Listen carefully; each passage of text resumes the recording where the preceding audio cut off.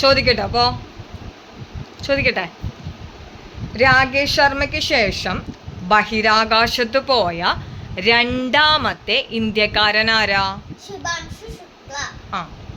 അപ്പൊ ആരാണ് ആദ്യമായിട്ട് ഇന്ത്യയിൽ നിന്ന് ബഹിരാകാശത്തേക്ക് പോയത്? രാകേഷ് ശർമ്മ.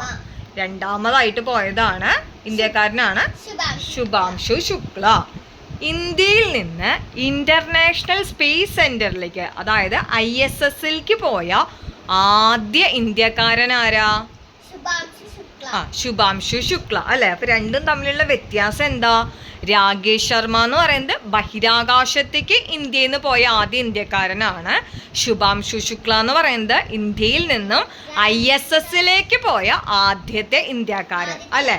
ആദ്യത്തെ ഇന്ത്യക്കാരനും ബഹിരാകാശത്തേക്ക് പോയ രണ്ടാമത്തെ ഇന്ത്യക്കാരനുമാണ് ശുഭാംശു ശുക്ല എന്ന് പറയുന്നത് അല്ലെ. ശുഭാംശു ശുക്ല എന്ന് പറയുന്നത് ആരാ? പൈലറ്റ് ആണ് അല്ലെ. ഏത് ദൗത്യത്തിന്റെ പൈലറ്റ് ആയിട്ടാണ് അദ്ദേഹം ISSലേക്ക് പോയത്? ആക്സിയം മിഷൻ 4ന്റെ പൈലറ്റ് ആയിട്ടാണ് പോയത് അല്ലെ.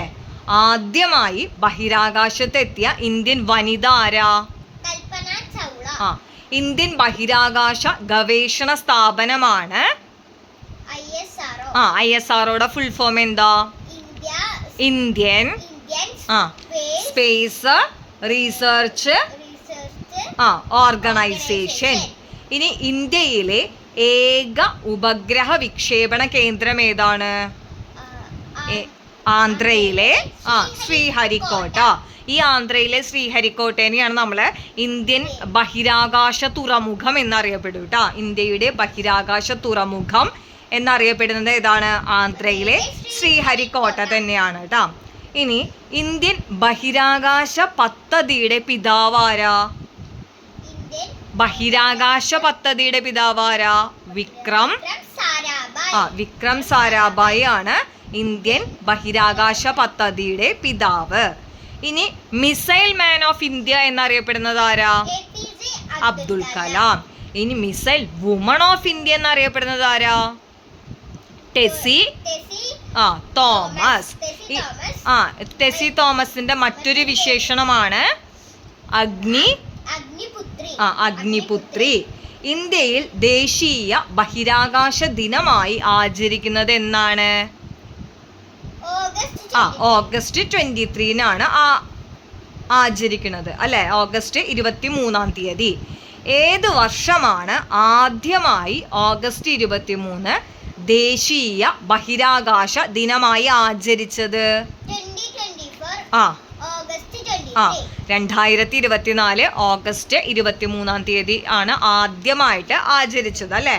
ഇനി ആരാണ് ഇന്ത്യയിൽ ഓഗസ്റ്റ് 23 ദേശീയ ബഹിരാകാശ ദിനമായി പ്രഖ്യാപിച്ചത്? ആരാ?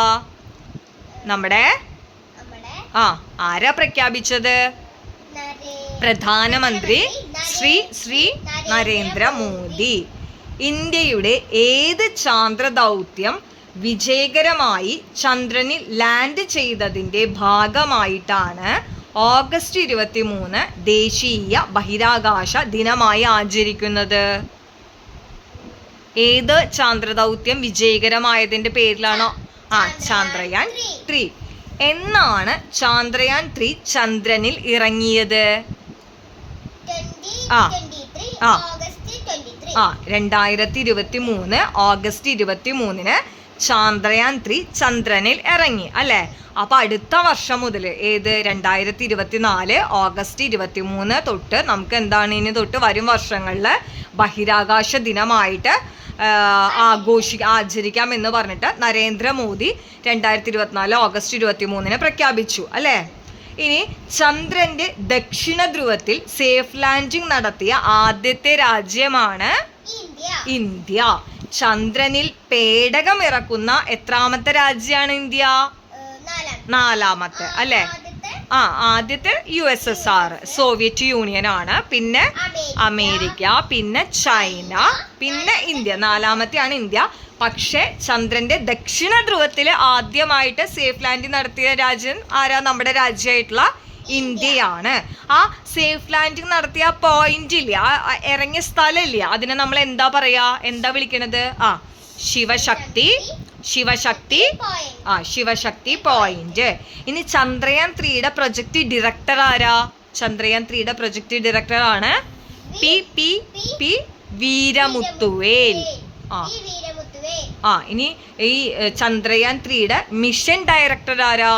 എസ് മോഹൻ കുമാർ.